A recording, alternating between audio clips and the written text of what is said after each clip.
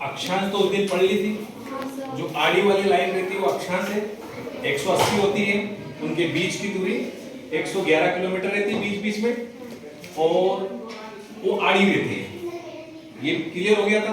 आज बात करेंगे अपन देशांतर। ये ऐसा ग्लोब रहता है, एक तो आड़ी लाइन रहती है, एक खड़ी लाइन रहती है। तो खड़ी वाली को लैंगिट्यूड देशांतर बोलते हैं। क्या बोलेंगे? देशांतर। तो ये पृथ्वी है, ये ग्लोब रहता पृथ्वी अपना, घूमती है कि नहीं घूमती है? घूमती है। पश्चिम से पूर्व की ओर घूमती है।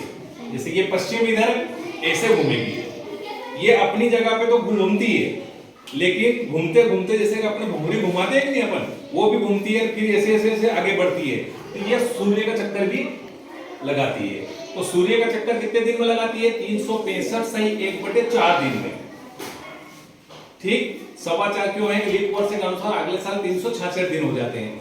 अब ये अपनी दूरी पे कितनी घूमती है? 24 घंटे। 24 घंटे में एक बार घूमती है, तो दिन रात होते हैं। 365 दिन से घूमती है तो क्या होता है? एक साल होता है, उससे ऋतु में बनती है। तो आज बात अपन देशांतर की करते हैं कि अपना समय भारत में और अमेरिका में समय का अंतर क्यों है। जैसे अभी अपने पास 3 बजे है, हो सकता है अमेरिका में रात को 3 बजे है। ये सब चलता है देशांतर रेखा के ऊपर। ये ग्लोब है अपना, तो ऐसी रेखाएं आएंगी। ये सब ऐसी क्या आएगी? खड़ी रेखा। खड़ी रेखा, इनको बोलेंगे देशांतर रेखा। तो इनके बीच की दूरी भी कितनी रहती है? 111.30 किलोमीटर। मतलब इस सिरे से इस सिरे जाएंगे तो इतनी रहेगी, लेकिन ये नीचे आते आते इसकी कम हो जाएगी। इसके आते आते कम हो जाएगी। तो यहां से यहां तक दूरी कितनी रहेगी इसकी? 111 360 पूरा निकालेंगे, पूरा आसपास का व्यास अपना निकल जाएगा। ये तो पृथ्वी का व्यास हो गया। तो ये देशांतर है पूरी। अपना भारत यहाँ है, उस दिन अपन ने पढ़ा था 23.5 डिग्री पे कर्क निकली है, मतलब अपना भारत उत्तरी गोलार्ध में। ठीक, तो अब समय का पता कैसे लगे सूर्य कहां उगेगा? तो ऐसे पृथ्वी के ऊपर 20 सेंटर में जीएमटी एक रेखा खींची, काल्पनिक रेखा, मतलब इसी को पूरा विश्व ने मान लिया। इसको बोलेंगे जीएमटी। सूर्य यहां उगा है मान लो, इसके द्वारा ही चलेगा। तो अपना देश तो इधर आ गया, तो एक रेखा 15, देखो ग्लोब में 1 डिग्री पे एक रेखा खींची है। जैसे कितनी डिग्री है? 360 खींची है, लेकिन ग्लोब में जगह कम रहती है, तो 15-15 डिग्री पे रेखा खींची है। अब लफड़ा, एक भारत भी बहुत बड़ा देश है। अपने यहाँ पे अगर सूर्य इधर से सूर्य उगता है तो यहाँ पहले उग जाएगा, और यहाँ पे इन दोनों में भी 2 घंटे का डिफरेंस आ जाता है। फिर क्या करना चाहिए कि अपना भारत देश में डिफरेंस आएगा, तो फिर एक अपन ने एक लाइन खींची यहाँ पे, टाइम जोन। हर देश का टाइम जोन रहता है, हर देश का रहता है। तो अपना टाइम जोन एक ही है, लेकिन 2 होना चाहिए, क्योंकि अपने देश में भी मिजोरम में इधर से इधर तक सूर्यास्त और उगने में 2 घंटे का डिफरेंस आ जाता है। तो एक लाइन खींची 82 82.5 डिग्री पर। कितने डिग्री पे?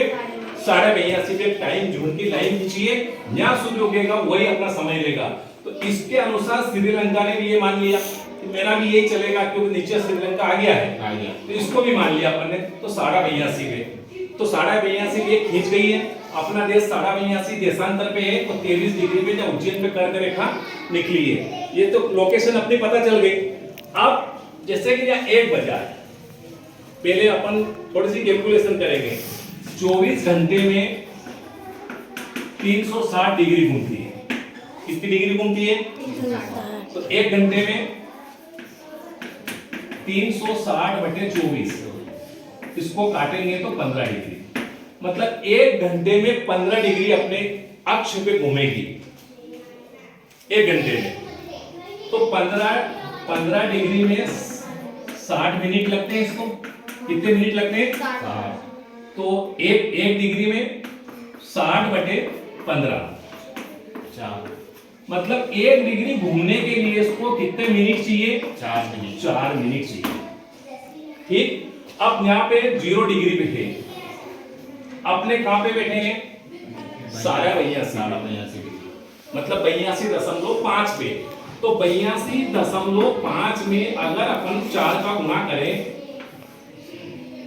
4 × 5 = 20, 4 × 8 = 10, 4 330 मिनट लगते हैं। कितने लगते हैं? 330 मिनट।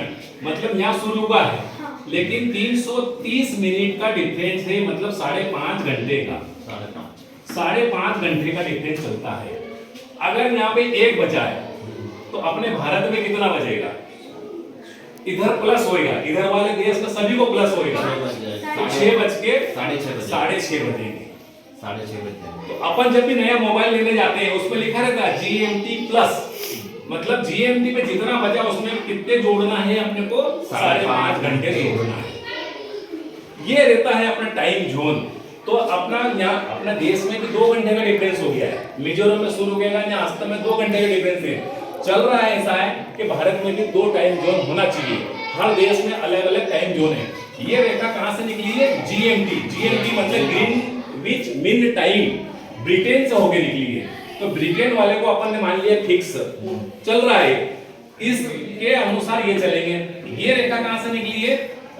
प्रयाग, वो क्या बोलते हैं उसको, मिर्जापुर से निकली है। मिर्जापुर से ही निकली है, मिर्जापुर से निकली, इलाहाबाद मिर्जापुर से। तो ये यहाँ से इसको 20 सेंटर में, ये टाइम जोन क्यों बनाया है? 20 सेंटर में अपन ने भारत को बांटा है। तो यहाँ से इस समय और इस समय में 5.5 का अंतर है।